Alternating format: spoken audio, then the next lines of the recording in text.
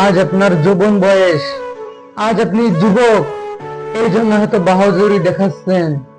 কেন কেন বন্ধুরা, কেন আপনারা এত বাহাদুরি দেখাচ্ছেন? আজ আপনার যুবক বয়স হয়েছে এই জন্য, আজ আপনার যৌবন রয়েছে, যুবক রয়েছেন আপনি, এই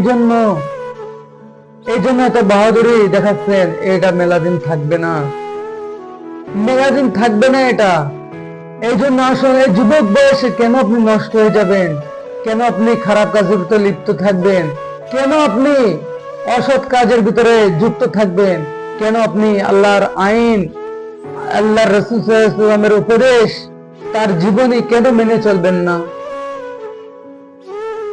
যুবকরা যদি চায় তাহলে সমাজকে পরিবর্তন করতে পারবে।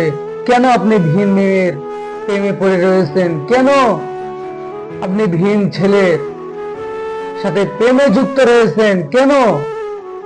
আসুন আজ এই সমস্ত রিলেশনশিপ বাদ দিয়ে নিজে একা হন, নিজে সৎ হন। মনে রাখবেন, যেটাই মানুষ আপনাকে প্রেম ভালোবাসার ভিতর সফলতা দেখাক না কেন, অবশ্যই প্রেম ভালোবাসার ভিতর সফলতা আছে তা বিবাহের পর। বিবাহের আগে কোনো প্রেম ভালোবাসার ভিতর সফলতা নাই।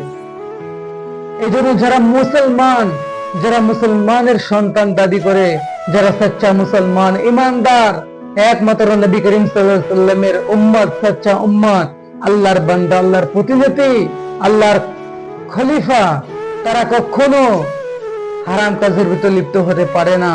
এই যুবক বয়সে আপনি, আপনার সাথে যদি কোনো মেয়ে যদি রিলেশনশিপে যদি যুক্ত যদি না থাকে, বন্ধুরা হাসি ঠাট্টা করে বলে কি তোর কপালটাই মন্দ, তোর কপালে কোনো মেয়ে নাই। বলে কিনা বলেন? বলে না? অবশ্যই বলে কি তোর কপালটা মন্দ, তোর কপালে কোনো মেয়ে নেই। দেখ আমগোর পিছনে 3-4 জন মেয়ে ঘুরে বেড়ায়, আমরা একটা মেয়েকে ধরে আর একটা মেয়েকে ছাড়িয়ে দিই। নাউজুবিল্লাহ, আস্তাগফিরুল্লাহ।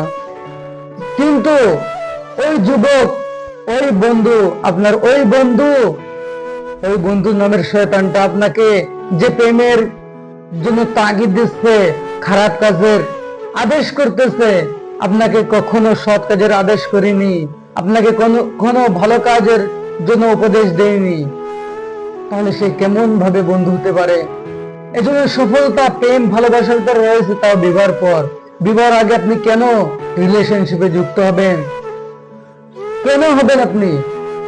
এই জন্য আসুন আজই ছেড়ে দিন রিলেশনশিপ, আজই ছেড়ে দিন, আজই একা হন।